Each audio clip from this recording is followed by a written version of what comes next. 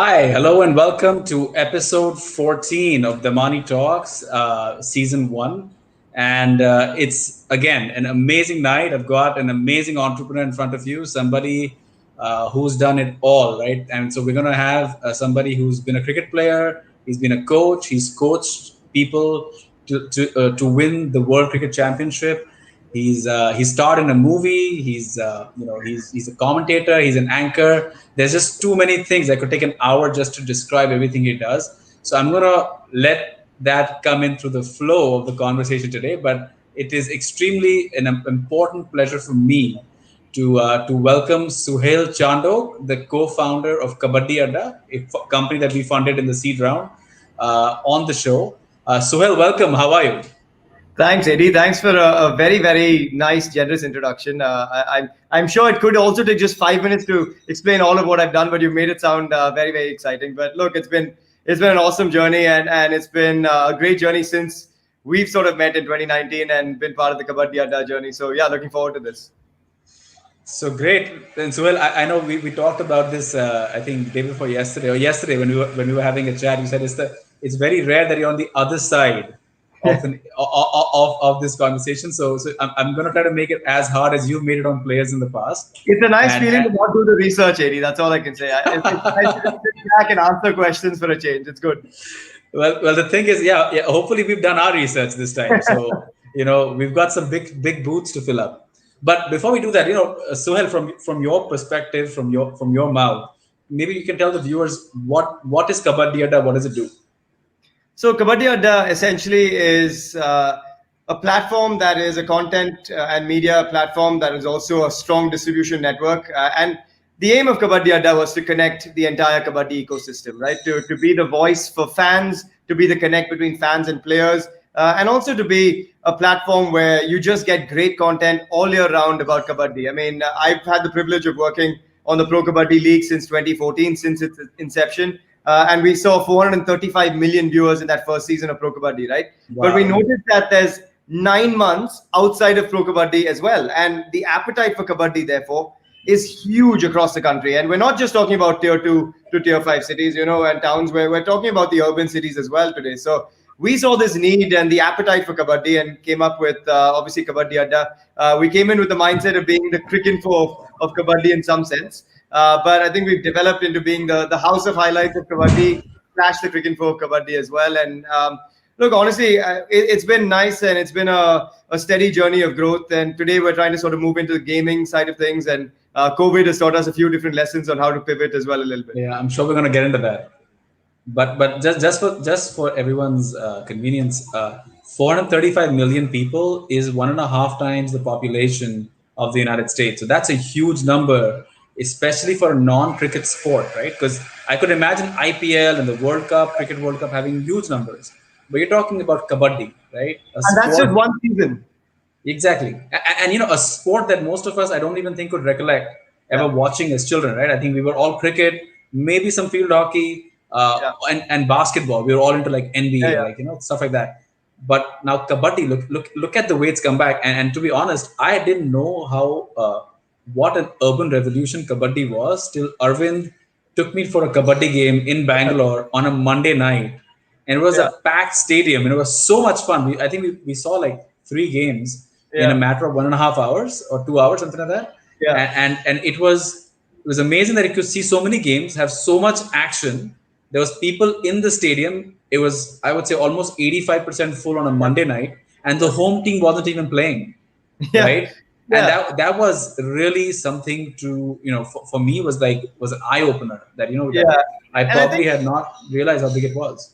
Yeah, that's the thing, right? I think even for me, I'll be very honest, 6 years ago, I didn't ever think I would sit here and be called a Kabaddi analyst and commentator, right? There's no way in hell I would have anticipated that. But I think what's been incredible is honestly, when you come to the stadium, and you would have noticed this, right? When you come to the stadium, the cool thing about Kabaddi, which I've not noticed with any other sport, and I've watched a lot of sport, trust me, growing up and calling a lot of sport today as well from stadiums, is that you see entire families turning up, right? And maybe that's because our grandparents were all growing up on Kabaddi, right? It was very special to them. The kids today find Kabaddi cool again. So there's the grandparents and parents. And then the parents are now the kebab mein haddi where they have to turn up, right? So in a way, you've sort of got all three generations now roped in to watch Kabaddi, and all of them are turning up. You've got such a high percentage of women watching Kabaddi as well. I mean, my wife is addicted to Kabaddi, doesn't watch cricket but loves Kabaddi. So, it's, I think, the fast-paced nature, as you said, in 2 hours you're watching two games, right? And two full-fledged games. So I think it's got all the ticks to have a success story, and it has over the last 6 years. It's been amazing. I mean, and I think it's like American football. It has the contact element. It's got all the drama. I mean, sitting next to Arvind, I felt I was in the middle of some soap opera that was happening, and because you just knew this one, that one, and what's going on over here and there. But we'll get into that. I think Kabaddi itself is so exciting. I think we'll get sidetracked if we don't start talking about the flow that we discussed. But that being said, let's have a chat about your journey, right? And then we'll get into why you're part of Kabaddi Adda. So you obviously come from a sports family, right? And their father was a race car driver. The brother is the well-known, Chandhok, again, a Formula One driver. He's now in the Formula E circuit, I believe. And then you've been a cricketer, right? And so let's discuss, like, what was it like growing up, and what made you take up sports? Well, I guess sport is all around me. As you said, I grew up in sport. My grandmom used to rally and race. My granddad then founded motorsport pretty much in many ways in India. My dad, as you said, was a racing and rally driver. My brother was on four wheels, was a Formula One driver, now works with Sky Sports as an F1 pundit. So I had sport all around me. I think I picked the less expensive sport to make sure my dad didn't live on the streets. So I picked cricket over four wheels. But I think for me, I was always drawn to bat ball sports. I started playing tennis early on. My tennis coach told me to come back after I was taller than the net. So that sort of pushed me away from the game a little bit. But yeah, there's a picture of there me. You go. But I mean, I think you can't stay away from it, right? I mean, my brothers probably shoved that helmet on top of my head, and it was just part and parcel of culture in our home. And I remember having posters of not Sachin Tendulkar, but I had like Graham Thorpe and Justin Langer and Andy Flower, and my brother would always make fun of me because I'd watch Sepak Takraw, which I don't even know how many people would know what sport that is. It's Malaysian kick volleyball, right? I used to watch that, or table tennis at the Asian Games. So, I mean, I was just a sport mad kid. And I think for me, I always knew that passion would sort of translate. And when I chose cricket finally as the sport that I was sort of taking up professionally, it took me a while before I could sort of settle on one. But when I did, I think I was very focused on saying, okay, that's my sport and I'm going to dedicate myself to that. But yeah, I mean, sport for me is life, man. It's taught me a lot of lessons. It taught me more than I've learned in any form of schooling or university, I would say. It's so interesting. In fact, two of our founders that have been on the show before you, both found their co-founders in sports teams that they were playing, right? One founded in a football team, and I think the other one founded in a cricket team that they were playing. So, and somehow it seems, and by the way, both those founders are AVF portfolio companies. So somehow it seems that in our portfolio, we've got a lot of sports people. But that means it must have been. If anyone here is looking for funding from AVF, join a sports team now, basically. Exactly, right away. That's what you should be doing. But that being said, it must have been difficult for to borrow cars from friends, considering there were so many rally car drivers in the family. Yeah, exactly. And we had a workshop going next door. But yeah, I mean, look, I think we had a very different childhood, right? I had a motocross bike when I was 7 or 8 years old, and my dad took off the speed limiter to make us and allow us to go quicker. I remember we would go to my neighbor's place, and my brother was testing how to do a handbrake turn at the age of 13, and we hit a coconut tree. And I, of course, ran home, being the younger brother, to go complain about him. And my dad just came back, and I thought, here we go, he's in trouble. And my dad just said, no, hang on, let me show you how it's done. So I mean, that's the weird parenting. And I think any other parent would think, you guys are mad, you're parenting wrong. But look, I think we turned out okay. And I'm thankful for that sort of upbringing to learn lessons in a very different way, in a very practical way, but also therefore actually understand the value of having certain ethics, certain morals, and how to work for something in a particular way, right? I think they were very, very clear that if you wanted something, you chase it. But look, we're here to support you, but you've got to then go after it and do a good job of it. Don't come crying to me after if something goes wrong, right? And I think that was always important to us. And I think it comes into the first question we'll take from the audience. Divish Gala asks, with a family full of motorsports professionals and enthusiasts, what made you choose cricket instead? It's funny. I think, like I said earlier, I was just drawn to bat ball sports initially. It was always this hand-eye coordination for me that was very, very quick to come to me. I grew up playing a lot of tennis, played state level tennis, played table tennis and badminton quite seriously, and then took to cricket. I think once I sort of found my calling within the VB Chandrasekhar Cricket Academy. He passed away sadly last year, but I captained their academy for 5-6 years, and then I sort of realized that, I think this is something that I want to chase. And I think till I actually then moved to Australia, I didn't realize how serious that as a profession could be and could take me to, the IPL and things like that. So I think it happened quite organically. I never stopped playing the other sports. Even today, I just pick up and play every sport I can possibly play. Kid in my apartment complex has a basketball hoop up, and now in COVID times, that's all I'm doing in the evenings, playing basketball. So yeah, it started with just playing a lot. You work out and all the videos are all over Instagram. Yeah, well, part of it. But I think that's the thing, right? I think when you're so surrounded by sport, you pick up on different ones, and one sort of just sits with you, right? And I think for me that was, and in India it's not hard for it to be cricket. But I think I was quite realistic that if it didn't, and if it wasn't going to take me anywhere, if I wasn't good enough at it, don't pursue cricket, because there's 1.2 billion people pursuing it. So unless you're good enough, I think that dream has to have some form of reality as well. But you did. I think before you turned professional, you became a coach, right? Which is a very interesting twist. To again, a different way to go through your career. But what I realized is that you coach not the Indian. You weren't the Shah Rukh Khan for the Indian cricket team and taking them to the final, but you actually coached the Australian cricket team. And I would imagine that at that time when you were doing it, they had such a solid structure, and here is an Indian guy going in, he's going to go coach the Australian cricket team, right? Yeah. I mean, I would love to understand how did this all happen. So it was really strange. As you said, I think I was 18 years old when I moved to Australia, 17, 18, started playing cricket there. And then I needed a part-time job. I needed to make some money, and literally went to the SACA, the South Australian Cricket Association, did my level 1 cricket coaching certification, then followed it up with a level 2. And for my level 2, I had to coach a team full-time. And this was while I was playing serious cricket as well. I was playing against the likes of Sean Tate and Jason Gillespie and Darren Lehman and all these guys.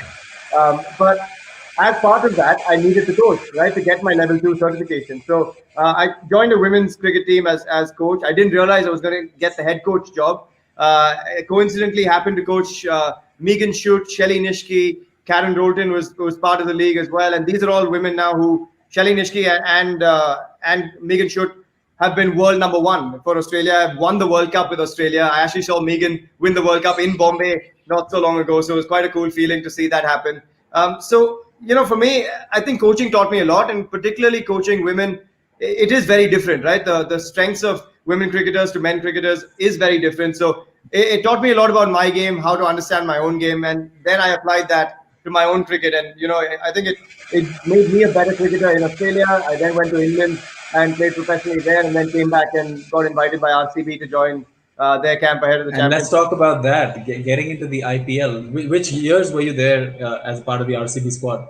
So I was there end of 2009, ahead of the Champions League T20, which was in South Africa. So I was part of a squad of 20, which they had shortlisted. I literally came in last minute, but I mean, it was surreal, right? I grew up in my home, pretending to be Anil Kumble as a leg spinner growing up, and here I was suddenly facing Anil Kumble, and he was captain of the team then.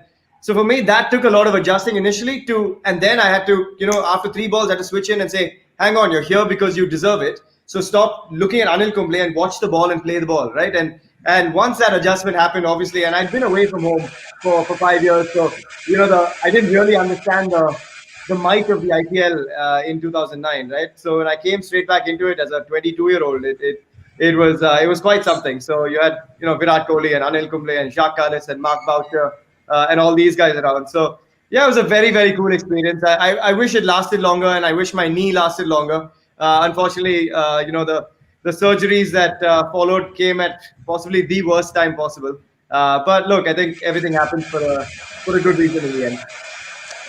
No, of course, and I think you've obviously always brought that out. In fact, I think Dhanya's on the show right now. She's like, she says that she never realized that he coached the Australian women's cricket team. What an Well, not experience. the women's cricket team, Dania, but yes, you did, and you found out.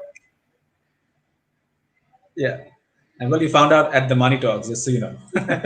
but but then, so however, getting into something like the IPL and and getting at the ground rules. So you're talking about 2009. I think IPL was just starting to become really, really mainstream, right? And it was causing an entire social structure change in India. It was completely redoing the world map when it came to where India was in the cricket world. And you were obviously seeing this from the inside. So how did that help you understand what kabaddi would do? Or was there any kind of things you could take and say, you know what, I know what's going to happen in kabaddi? I think with kabaddi it was a little different, and yeah, I think there were lots of learnings from there, and being involved with kabaddi from season one and before season one began, it was so weird, right? Because I had just moved on from sort of being in Chennai and having done a film and things like that and having ended my professional cricket career to suddenly finding myself at Star Sports with this grand opportunity. And the show that I actually joined Star with went kaput within 3 months of me joining because India and England were playing a tour and the timings didn't match. So here came this opportunity to be a kabaddi commentator, and everyone was hesitant, right? And I said, I've always wanted to be a commentator. It's something I think I could do. And I put my hand up and said, hey, I learned kabaddi again, and let's do it. But there was so much hesitation, AD. I remember people around the office at Star, right? Everyone is laughing, saying, "Oh, what's next? Gilli Danda League? What's next? The Coco League?" And that was sort of the feel behind it. But the day before the league started, when we saw the lights go off inside the dome at the NSCI above the stadium, and I remember sitting in the commentary box. I mean, I've got goosebumps now because I remember this moment so vividly. I sat there and I turned to my co-commentator and I just said, I think we're onto something, there was something about it. There was just something about it in that moment that we realized that, this could be just a big hit. And then when day one happened, it just blew everyone away. It blew the entire nation away. And I think that's when everyone realized, okay, hang on, this is serious stuff. And it hasn't obviously gotten over yet. I think kabaddi is just getting started. And I think the 10-year Star Sports contract just came up. And there's a lot of expectation of what's going to happen. I think when these contracts get renegotiated, and there'll be so much money getting poured in. But before we do that, I think there is you brought it up, but we have done some research, and let's talk about your attempt at being in front of the camera in a movie called Veeram. Most people may not know this. So here it is. This is what Suhail in that movie. In fact, Ajit, who's the actor, found you in a short movie that you had done. And you were, I think there were 4 brothers in the movie, and you were one of the brothers.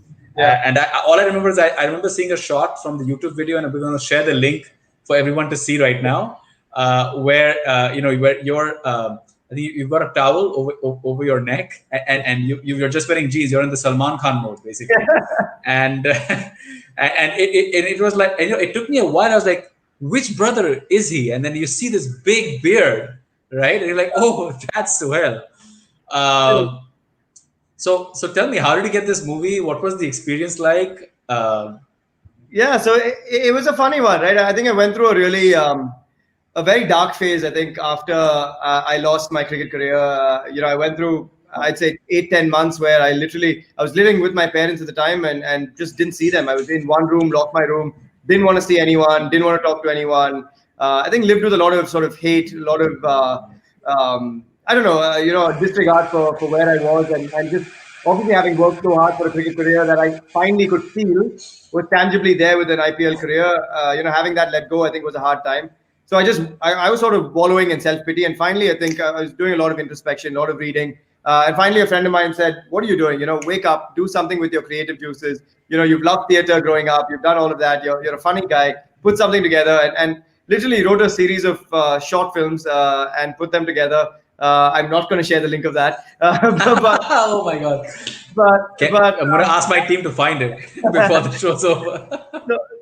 And oddly enough, I mean, so this sort of went around, and I wasn't going to put it up. Then my brother and a cousin of mine said, "Hey, this is really funny. You've got to put this up." Put it up, and obviously it was shared by friends of friends. And Ajit's wife actually got hold of it, and Ajit then watched it. And I got a call, and I remember this call distinctly. I got a call from Ajit, and he said, "Hey, Suhail, it's Ajit here." And so I thought it was Ajit from my cricket team. And I was like, "Hey, Ajit, how are you doing, man?" Da, da, da, da. And went on, right? And then he said, "This is actor Ajit." And then I thought, hang on, this is no, can't be, right? Why would he be calling me, sort of thing? And look, he is I mean, he's got people following him outside his home, standing outside his home. He's a wonderful guy who I've got a lot of respect for, but I did not expect, therefore, for him to be calling me. And when that happened, he said, "Look, I saw this, really liked it. There's an opportunity to do a film, and I think I've got you in mind for a role. And would you be interested? Are you still playing cricket? Are you done with that side of your career? Would you be interested?" And I've always been someone that, as I said earlier, I think believes that everything happens for a good reason, and when an opportunity comes, don't shove it aside. Knock on that door and barge through it. And I took it, and I said, "Look, bucket list, tick. Let's do a Tamil movie." And it was an amazing experience. I mean, working with Ajit, working with Tamanna and Santanam, and the director Shiva, it was really quite something. Under pressure there, but also just seeing the magnanimity of it, right? I mean, we had posters that were 100 feet tall of us at the release, and people are pouring milk on the posters and drinking it from under the posters, and all of this stuff. It just is mad, right? It's mad, but it's real as well. And I mean, I remember we shared a love for biking, so we would ride together from Chennai to Kotagiri and to Hyderabad and things like that. And there were people chasing us and tailing us in safaris and sumos just to touch him, or they would touch my hand and say, "You've touched him," and I've now felt Ajit's aura through you. And it was genuine love for him, right? It was very genuine love. And so all of that combined was just such a crazy experience, and one that I absolutely enjoyed, really. And to see the movie come out the way it did and have the success it did was quite incredible.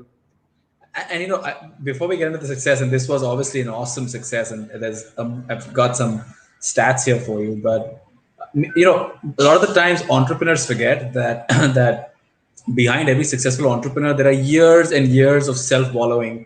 There's years and years of of frustration, of self-doubt, and all these things. To those guys, what's your message to them? Let's say someone in the audience today is going through something like this. What would be your advice to them through this phase? I would say, introspect a little bit, understand what you're feeling and what's the worst, right? I think at one level, I started to ask myself, what's the worst that could happen, right? I might be at my worst here, so from here on, it's only upwards. But I think the key is also to surround yourself with very good people. It's very easy for people to give you advice, and you'll get a lot of advice, more at that point than you really can ask for. But I think it's to therefore surround yourself with the right advice and people that really you trust, because I think those are the only ones, and they'll only be, I mean, I can count them on maybe one hand, right? And those are the ones that are giving you advice with you in mind, not their own advice, but advice with you and your success in mind. So I think those are two things for me that I would do. And I just went back to things that I lost out on, right? I started reading, I read a few really good, I wouldn't call them self-help books, but I think really inspirational books. There's one called The Compassionate Samurai, which I really love. I think it's a great book for everyone to read. It just tells you about how to live an ethical life, a life of a samurai, and with good values. And I think that book for me really spoke to me at that time, and that really lifted me. So I think something's got to tick, right? For me, it was that book, and I'm not a big reader, so I don't read fiction, but that book for some reason at that point spoke to me and lifted me, I think. So each one's got ethical samurai. The compassionate samurai. The Compassionate Samurai. Yeah. I would ask my team if they could find a link, the Amazon link to that book, and share it in the comments below. So then obviously out of nowhere, and we, from a very chance thing that you did to get, and thanks to some friends, you get into a movie. And just so you know, guys, the movie was released in 2014.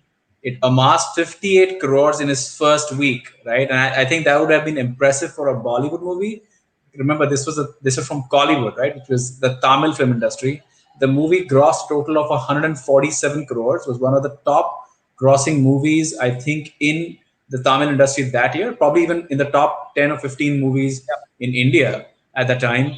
And that too for a non-traditional language, right? Which is Tamil, which obviously would not have been, would have missed out the entire North Indian sector on it. So did you think the movie would be that big? I think as it went on, like the film shoots where every picture that was released would just go berserk on the internet. I started understanding the craze behind it, right? I mean, I obviously understood how respected Ajit was in the industry and in the film fraternity, but I didn't realize how crazy this could get. I didn't expect. I mean, I expected big numbers. I'll be honest. I didn't expect those numbers. I remember going to the first day, first show of the film around different theaters. We were doing sort of different viewings, and I had a cousin of mine from America at the time. Doesn't speak a word of Tamil, obviously. A white cousin of mine from America. He went through 6 first day, first shows at different theaters. Wow. Just because he loved the craze of it, right? And it was just entertaining to be a part of it, to feel the energy of the people, and yeah, it was just a very positive sort of set of people's love that was coming your way, which was quite incredible. So yeah, I didn't expect that level of success for the film. Look, it's all down to Ajit and his reach as well, and everything that he did. But it was obviously nice to be a small part of it, and I think there was a lot of lessons to be learned from there, and just spending time with everyone, the conversations I had on set and shooting over 100 days with everyone there was really quite incredible. Now, after such a big movie and the kind of result, why haven't we seen you in some more movies? Why not Bollywood? I think you should ask Star Sports on that, because I think the timing of Star, and again, that was just a freakish. A friend of mine went into an audition. I just went in with her thinking, oh, I've got to see Star Sports. It's Star Sports. My God, I love sport. I love Star Sports. I just want to see The Office. And she went in for an audition. As she was leaving, she said, I don't even know why I'm here. I mean, I don't like sport. You guys should talk to Suhail. He's not playing sport anymore. And that's how Star Sports happened in June 2014, which was a few months after the release of Veeram. So when that happened, for me, I think that was in many ways the perfect fit, right? I think, in the movie industry, let's be honest, and there's so much talk of that right now with obviously Sushant and everything else going on, that if you are an outsider to the industry, it is harder. It is harder. I think whether that's because, you don't have the network base, whether it's also just to be recognized, or whether that's in your blood that it's not there, it is harder. And I think the volatility of it, therefore, is much higher. When Star Sports came along, I think for me, it was the perfect sort of alignment and amalgamation of the camera and sport. And so for me, it was sort of just the perfect unity of both those things that in many ways I love, right? Being in front of the camera and sort of sharing thoughts and views, but also having sport be the context behind it. So when that happened, I think I made a conscious choice to make that switch. And Star Sports has been a flat out. I mean, I lived out of a suitcase for those first 2 years, so didn't have time to really dedicate to anything else. And that was the first live on-ground interview I did, actually. And I wish it was an easier introduction to live sporting events, but hey, that's as good as it'll come with Sachin. And it was a very memorable. I would say, man, that I think you should auction that photograph. I mean, we could raise a Series A for Kabaddi Adda with that. But, I mean, that was in Guwahati, packed stadium, football, where, and I was told 10 minutes before that, hey, Sachin's coming in. Your first interview is going to be with Sachin. I'm going, thanks, guys. Thanks for the heads up. Let me do some research now. But look, the thrill of live TV, I think if there was anything today, as someone who had missed out on a potential cricket career, I think the thrill of live TV and the adrenaline rush you get from that is maybe sort of a fraction of what that could be. And it gives me that little bit of a sportsman's high. And you've done amazingly at Star Sports. IPL, Cricket World Cup, Pro Kabaddi League, Wimbledon, French Open Tennis, ISL Football, Rio Olympics 2016, Premier Badminton League, Hockey India League, Celebrity Clasico Football, and you were the presenter and producer for FIA Formula E, which is what Karun was also part of for the Mahindra team. Wow, that's a mouthful. That's a lot of work in a very short period of time. I think this is like 5 years of work. I mean, are you amazed at where you were in 2013 or 12 or 13, and how just a chance of doing short movies, what it has led to? It's mad. I mean, honestly, I feel very blessed. I think, that's why I think every day when someone asks me, if tomorrow I was to lose all, my work, my whatever else, I think, I still just look back and think, wow, what an opportunity I've had. Because look at that one picture, right, of me and Sachin. For me, that as a kid, I've got a picture of me growing up, and I'll send it to you after maybe, and unfortunately didn't send it earlier, but I've got a picture of me with Sachin and Kambli as a 5-year-old or 6-year-old, right? And and I'm beaming there. And to have that sort of come around and be on field. And I've interviewed him a few times. I interviewed him actually at the IPL final last year on the field before the toss between Mumbai Indians and Chennai. And for me, that is such a huge thrill, right? So yeah, I mean, when I think back now to think I've done an Olympics or Wimbledon with Sanya, standing with likes of Sunil Gavaskar and Sachin and VVS Lakshman and Sangakkara and these guys who I now play golf with. I mean, part of my golfing four-ball is Brian Lara, Dean Jones, and Scott Styris, and wow. and today I call them really good friends of mine. And to look back and think this was possible when I was at an absolute low in that year of 2012 and 2013. I just feel blessed, and I think I will be honest. There's a lot of hard work that goes into it. Today, I think all the random watching of sepak takraw and all these other random sports that I watched growing up has come to fruition, because that I think in many ways has enabled me to understand all these other sports, which many other presenters I guess don't do. They stick to one sport or two sports.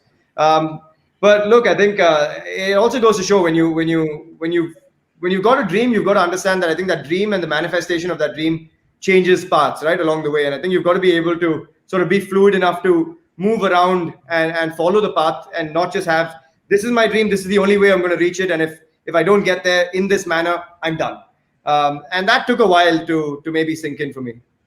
And I think that's the same thing with entrepreneurship, right? There's never going to be that one single straight path. Most entrepreneurs forget that, it's success seems to look like it was destined when you look at it from the past tense, right? When you're actually in it, you just have no idea which way you're going. You're just sort of, it's like climbing Everest, right? You're just going up and up and up and up. You don't know what's in front of you, and suddenly you realize you're at the top of the mountain. Right? Yeah, absolutely. And I think one day can change it, right? I mean, you sign one little partnership with someone, and your entire startup could go from pretty much nothing to something completely different. I mean, think of someone like House of Highlights, right? He was a random guy who was putting up Instagram videos. One day, LeBron James commented on a picture of his that he put up. The next day, the NBA had a deal with him going to start using their highlight reels on his page. And today, the guy's a multi-millionaire and has been bought in. So I just think it takes that one day, right? That one click. We all talk about that little spark, and I mean, you know this better than many, right? You would have seen it with all your portfolio companies. When you get that, how many times have I seen a company at I mean, I can tell my own example. When we're running this company in the US, down to $10 in our bank account, right? And you've got a $7,000 rent check to pay, and you have no idea how the money's going to pass. And then next thing you know, you're selling the company. Like, oh wow, what really happened? Like, and obviously it's like, I think I remember there's a story about Picasso, I think, where he's drawing something at a cafe, and a woman asks him for what he's drawing, and he says, it's going to cost you $200,000 or whatever that number he might have given at that time. And she goes, wow, just for 10 minutes of work, you want $200,000? He's like, that's not 10 minutes of work. That's 20 years of work right in front of you. Yeah, exactly. And I'm really proud to obviously have someone like you. I mean, to converse with, that you bring that culture to Kabaddi Adda, and I think the team, especially what happened during COVID, I think is a testament to the kind of people that are running Kabaddi Adda, that we made it out through the entire process. And I think actually Kabaddi Adda has come out much stronger and much more resilient, I think, and I think with a much better business plan than when we went into COVID. I think COVID was almost like, the smelter that removed all the impurities and made it into, hard metal. Yeah, do you feel that? Yeah, absolutely. I mean, actually, since you're on that, let me just give you some of the numbers, right? From just COVID times. I mean, our YouTube has, in just COVID, had 29.9 million views now. We've got 274,000 subscribers. Followed in the first 3 months of lockdown, our Instagram page has had 25 lakh plus views, an impression of over 57 lakh users. So these are numbers that for us are staggering. We've also gone into gaming, pivoted there. We've managed to get a partner on to launch Super Crick, which is coming in just before the IPL on the 12th. We've got some Kabaddi games coming up. And yeah, I think, kudos to everyone that's worked so hard within our Kabaddi Adda team, and to all the other co-founders. I think we rallied together at the right time. And obviously with the support of you guys, I think we understood that we had to act fast and very differently, right? We knew that there was not going to be live sport and live Kabaddi as a contact sport coming back anytime soon. And we sort of applied all the learnings of... And that's what's impressive, Suhail. All these numbers are coming when Kabaddi wasn't being played live. right? I mean, you guys launched a couple of programs like Ghar Se Panga, Retro Live, and those have obviously driven all these numbers, So let's get into that. Let's talk about, like, you've been a presenter. You obviously, we've talked about Star Sports, but what inspired you to start Kabaddi Adda? It's really funny. I used to bump into Arvind, who's a co-founder at Kabaddi Adda, at different IPL auctions. So I used to host the IPL auctions, and Arvind used to work with, quite closely with CSK. We still do a lot of data stuff for CSK through our holding company, Analytic Technology. We sort of used to keep bumping into each other. We would then meet at the Puneri Paltan table when he was doing the Pro Kabaddi auction, and we sort of had chats there. And then it sort of led from there into saying, hey, we're thinking about writing Suhail, would you want to write a Kabaddi book with me, and things like that. So that's sort of where the conversation started.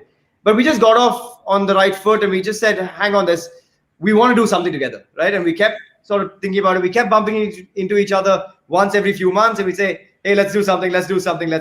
And then finally, I think, the thought process came together to put Kabaddi Adda, all together. And we had, they sort of started the process and then said, hey, Suhail, would you want to come on board? And obviously there's a lot of value add there. And I think the team was so passionate as well. We've got a young team, but a super, super passionate team. And I think that's what you need for a young startup. And so that's where it all sort of started. I think we sort of haven't looked back since. And I can't say, look, it's never smooth sailing, as you know, with a startup. It's never going to be all smooth sailing. So there's plenty of challenges. Obviously, broadcast rights and all of that comes into the picture. But I think to just establish yourself as a credible source of information, a credible source of content, and develop relationships within the Kabaddi ecosystem, that's sort of been our big takeaway for the first couple of years, right? I think we've done that to a very high degree. And I think obviously Arvind was a second-time entrepreneur, but even in his first startup, he was sort of a he didn't actually found the company. He was hired as a CEO. So this actually was for the first time, four of you guys getting together and launching a company for the first time. And even in your career, you've not actually been an entrepreneur, right? And so this is the first time for all of you guys. And then you come to a first-time fund manager like me, right? Who's also, trying to figure out, just got a SEBI license, trying to figure out where to put money. We've got a little bit of money from investors, and a first-time entrepreneurs meeting first-time fund manager, right? Why don't you talk about what that experience was like and why you chose Artha Venture Fund as a partner? So I've got to say the first-time entrepreneur meeting the first-time fund manager, the first-time meeting went really well. It went better than we thought. I mean, obviously, I think we had done a few conferences in Bombay as well, and I think our pitch was when we sort of got noticed first up by colleagues of yours as well, and I think that's sort of where our introduction to Artha came in, and we met a couple of people from your team there. But obviously, I think we did a little digging and to understand that there was a very Bharat aligned thought process at that time from a lot of your portfolio companies as well, and I think when we sort of put our entire pitch deck together, we didn't expect it to maybe go as smoothly as it did when we got into the room. I think, and from me talking to now a lot of other founders and a lot of other entrepreneurs, I don't think people have gone to a table and actually come out of it saying, hang on, you've got pretty much convinced the VC and come away with a good feeling of saying, I think we've got a deal on our hands that we're both happy with, right? And I think that sort of was, that's us confirming the deal in writing, which, as we all know, takes time to sort of process the paperwork and stuff like that. But I think to just go into that first meeting, I'll sort of, for everyone watching, maybe just give you a refresher of how it could go for you. And hopefully, fingers crossed, it goes as well as it did with us, with AD and with Artha. But I remember sitting in that conference room and, pitching to you and Arvind being the numbers guy and me being the marketing sort of guy who understood the sports side of it. And, we had all these strategies in place, which after a point actually just went out the window because we were just having a conversation. We were answering, your questions quite honestly as much as we could, and sort of talking about what we thought was the scope of Kabaddi. And what we really liked was your passion for sport, your understanding of sport and sort of the ecosystem as well. But also you guys, I mean, we got a feeling that it was a very supportive environment. And what's most pleasing is that 12 months or longer down the line, we still have that feeling, right? I think that is something that you don't often get with VCs. There's so many other things that could go one way or the other. And even through COVID times, I think the continuous check-ins from you guys, or whether it's can you put us on to someone else, and that immediately happens, is that instantaneous sort of cohesive approach between a VC and us as the startup. I think that for us really was encouraging. And I remember literally on that table, I think we pretty much closed the deal on our first meeting, just knowing. Yeah, we were done. I think it was just semantics after that, right? So, we both knew we were going to make this thing happen. It was just like, okay, now the lawyers need to figure it out. Yeah. But I think what I really liked was that there was a lot of clarity of thought. Yeah. Obviously introduced by Karan Maheshwari, who's a school friend of mine. I think he worked with Arvind at McKinsey, and what really helped was that you all came with a very clean deal. You're like, okay, listen, we want to do what's right, what's fair, and this is how much money we need. And I think that all of that combined, I was just like, you know what, if you're not going to support entrepreneurs like that, I don't think we need to be in the VC business in the first place. And it really was the overall. I think really it's been an enjoyable 18 months that we've been together. I think now at this point. And I think as we go along, what really truly surprises me is that the amount of opportunities you guys are opening up as we go along. And I'm really excited about this leg, this whole super crick game, and then obviously watch play win that we're going to talk about. All this stuff is very, very exciting. And I never thought this would happen. I think this is a direct product of COVID, that this whole idea actually came in. Suhail, with that, maybe tell us a little bit about what's this new game, what's this new beta you guys are launching, and what is it about? How can people participate? Yeah. So Super Crick is what it's called. It is not a fantasy game, but it's actually an online cricket simulation game. All of us sitting at home, and I think COVID has taught us that, right? There's so much that goes on where you can't just rely on fantasy sport. There are times where there's not going to be live sport. So what do you do to keep a fan engaged at that point? And I think fan engagement is a big one, right? I read a report recently, which was very interesting. It said 81% or 79% of people within the age group of 16 to 45, when they're watching television, watch with a second device in their hand, right? And I think for us, and for me, that was a big eye opener, right? And that sort of feeds into the watch, play, win, and to Super Crick, and that means you've got to keep a fan engaged, right? And they're also looking for other stuff to do. So here comes Super Crick, which is an online cricket simulation game. It's based on skill and strategy, but it's also based on our cricket simulation tool, which we're very proud about. It's our proprietary tool, which is actually based on historical real data of IPLs, of tournaments that all of these guys have played. And so it's very real simulation that you get. So all of us have this habit of screaming at the TV screen saying, hey, MS Dhoni, I could have done that better. You shouldn't have bowled, so-and-so Harbhajan Singh in the 17th over. You should have bowled, someone else, Karan Sharma or someone else in the 17th, or Virat Kohli. How could you have made that judgment call of sending someone else at number 3, right? And we're giving you the opportunity to make those calls in the palm of your hand. So with Super Crick, what you can do essentially is change the outcome of a match based on your inputs. And there's 2 versions of it. There's a quick match where you just set your batting order and your bowling lineup, and it simulates the first half. And then at the mid-game break, you set up, whether it's your batting first or second, your batting order or bowling lineup. But then the play-by-play, I think, is where it gets even more, interesting. You get to pick your bowler for every over. You pick the next batsman in, and it simulates the game, and it sort of just gives you an idea of what could be different, could be done different.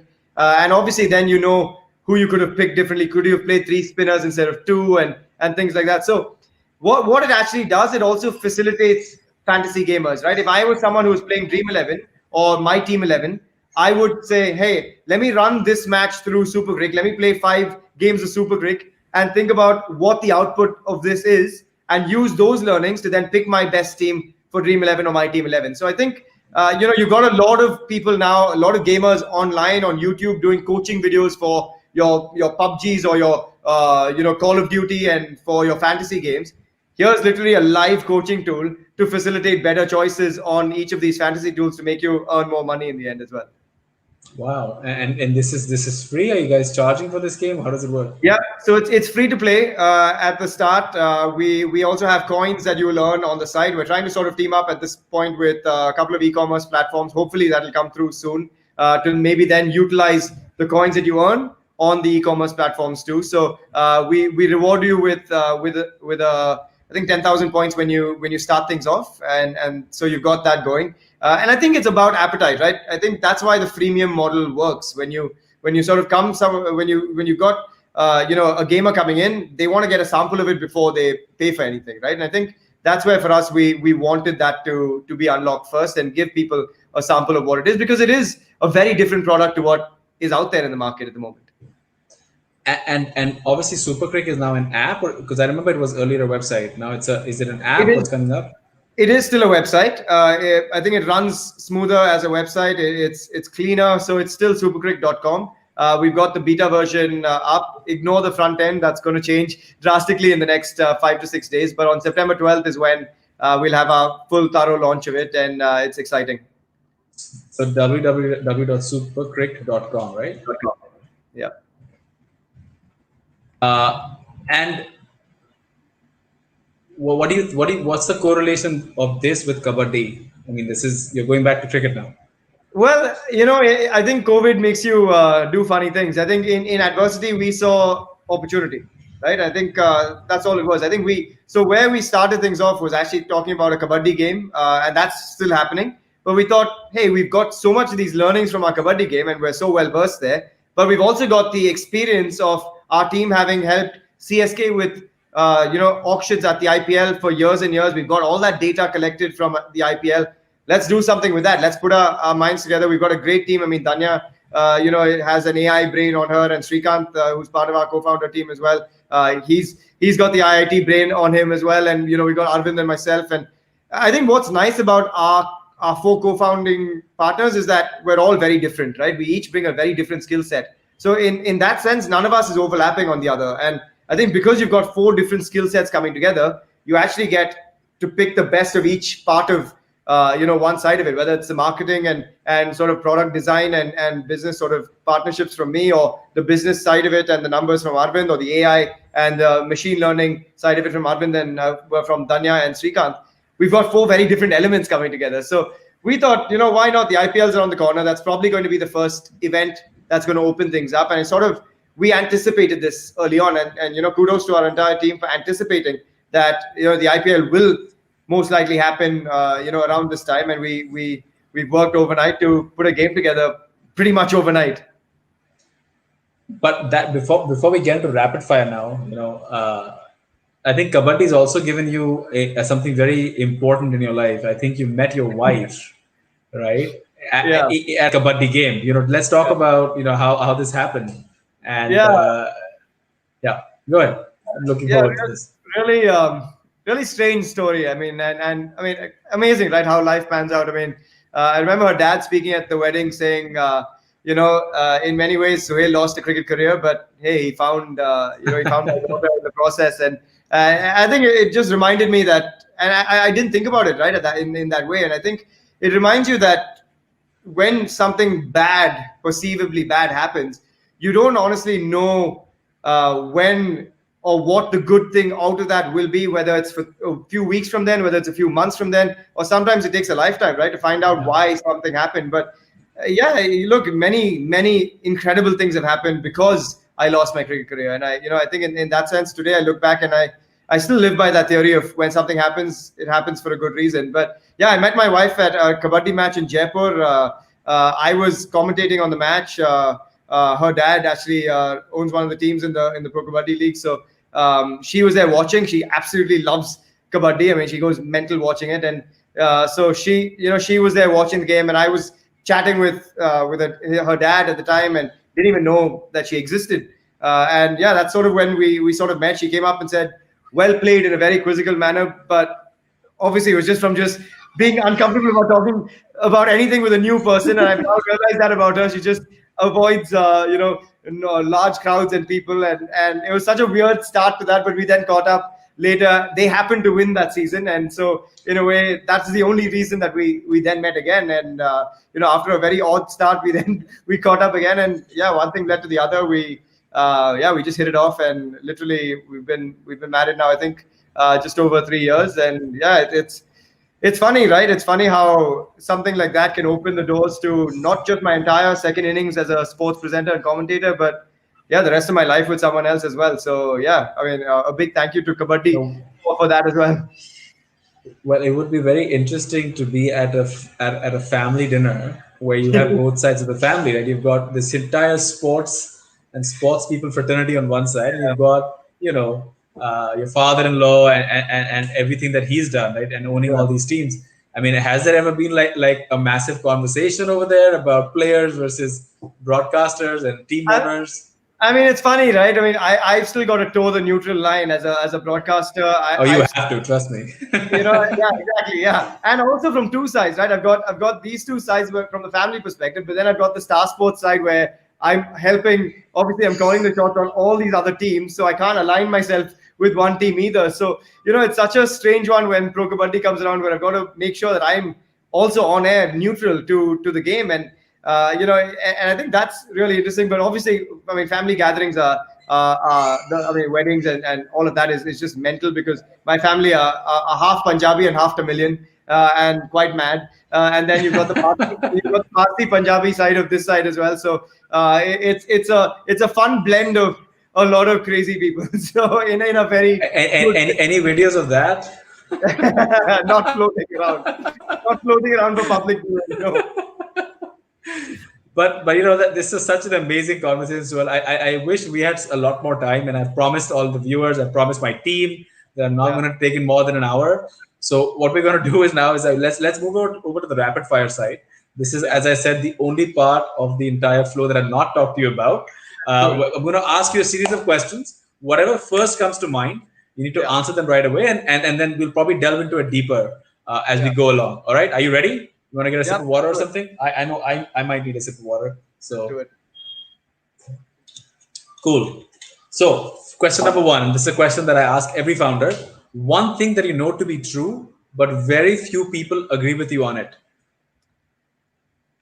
Oh, one thing I know to be true and very few people agree.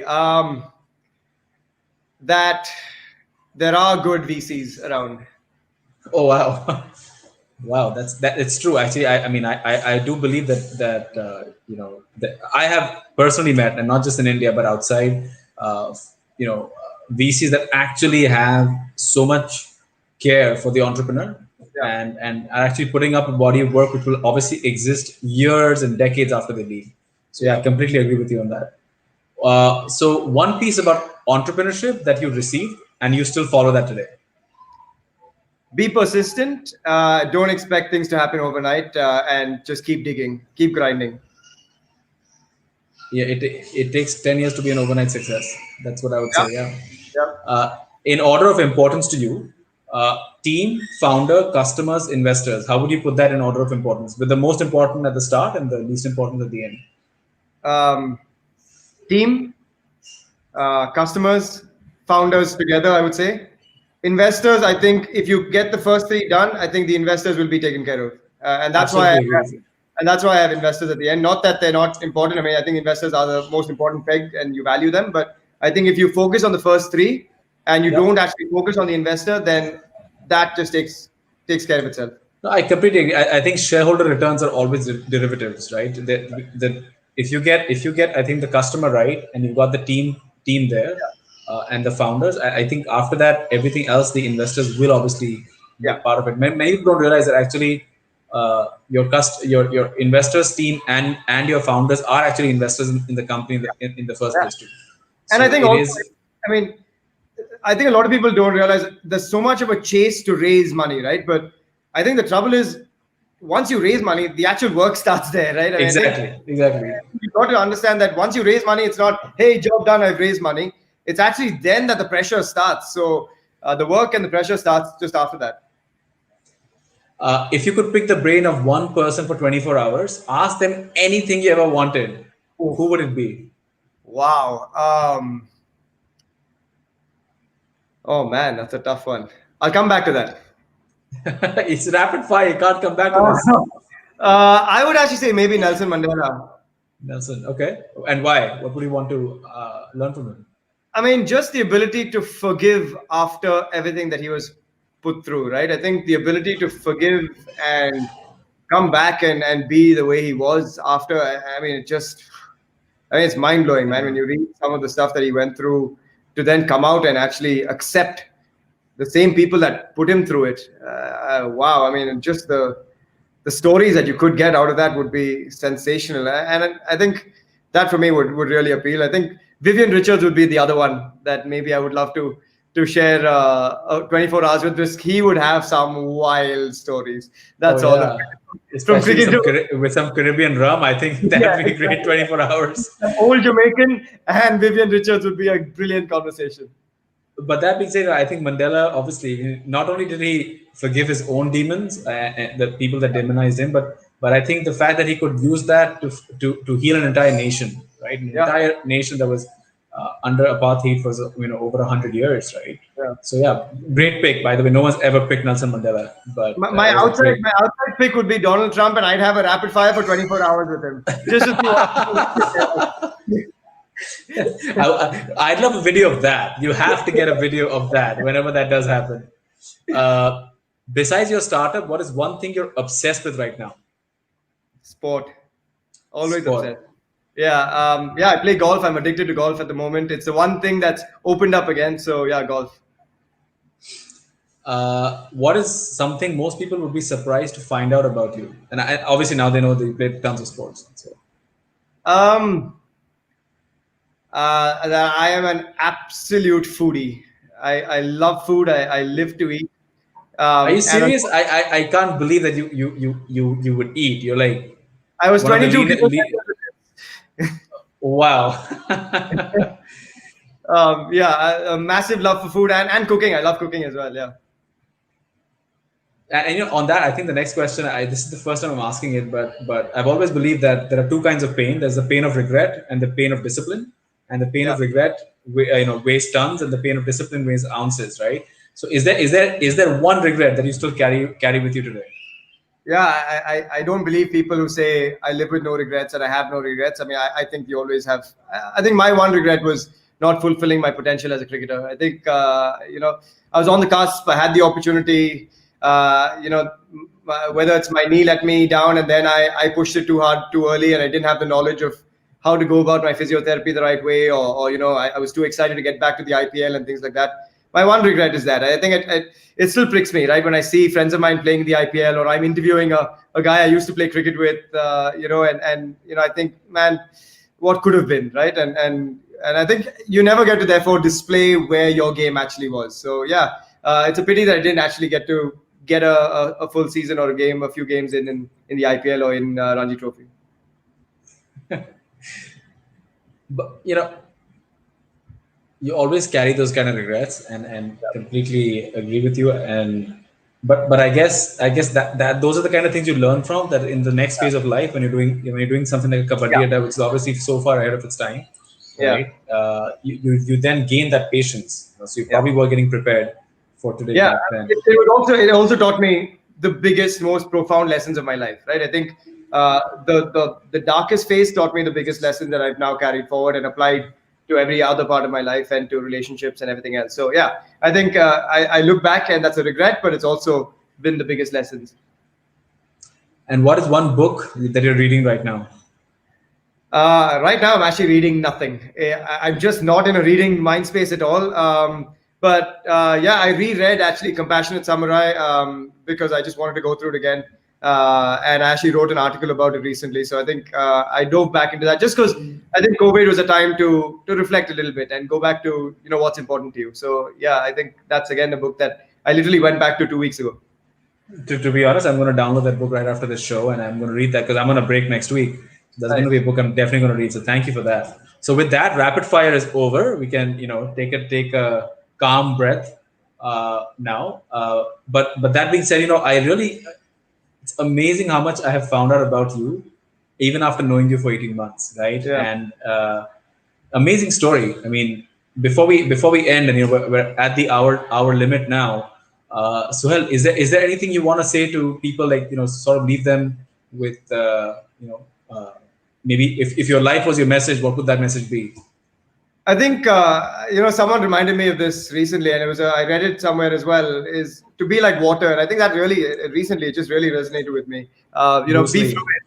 Be fluid, and be like water. Because I think when you look at water, and the biggest and the most incredible aspects of water, it's fluidity, right? When it sees an obstacle, it finds a path around it. When it hits a roadblock, it weaves a way around it, right? And our life is going to be full of challenges, obstacles, times when you're just going to be flattened and you feel like the whole world is crashing, and it's happened to each of us, right? I don't like to use the words depression and all this stuff loosely, but I'm saying everyone goes through bad times, and I think it's how you bounce back from those times that you're going to have to be tested on, right? And you've got to be able to change your dreams and change the way your dreams manifest. I think a lot of people say, this was my dream, I didn't get there. But along that way, if you actually open your eyes to opportunities, I think there's reminders that your dream could actually take a different direction and follow and come back to that path just from a side route. And I think you've just got to be able to be fluid enough to take those opportunities. So yeah, I would say, embrace change, enjoy change, and believe that things happen for the good. Whether you see it now or whether you see it in 10 years, there's some reason behind it. You've got to trust life. And with that, Suhail, I think the thought that be like water, I think it's a Bruce Lee said it, and if you look up the video on YouTube, the way he says it with the precision and the intensity, it sort of makes your hair stand up. So I think there isn't a better way for me to end today's show. Be like water, be like Suhail. Suhail, it was an awesome time hosting you. I hopefully did compared to the kind of hosting you do, I hopefully was at least 60% of the way there. Top notch, superb. I've got to say also, I'm doing an Artha Venture Fund Instagram takeover as well. I'm going to be enjoying that. So I'm looking forward to that next week when I head into the bio bubble for the IPL as well. Yep, I think that's you're starting on September 14th with it. Yep. Is it? Yep. So good. So guys, Suhail is going to be taking over our social media pages at Artha Venture Fund from September 14th onwards, and he'll be sharing how an entrepreneur runs his day. So we'll all look forward to that. From inside a bio bubble, albeit. Yeah, absolutely, and from inside the IPL. So hopefully we'll get a player or two to also to join us. So with that, thank you so much, Suhail. Really, I mean, I don't know. Success obviously cannot be guaranteed, but the kind of effort you guys have put in, I truly wish you guys all the success that is possible. Thank you so much, and honestly, thank you guys for all the support. I think I'm not just saying this because I'm on the Money Talks, but I think look, it's my first experience with a VC, but I would hope that everyone's first experience with a VC is like this, because I think we've had. I mean, the fact that we're having a conversation like this, right? It shows that there's a very healthy relationship, and I think that's how it should be for an entrepreneur and a venture capital fund. I think to have this sort of relationship is extremely healthy, and yeah, great job on hosting this, AD. It was great fun. Thank you everybody. Good night. Thanks, guys.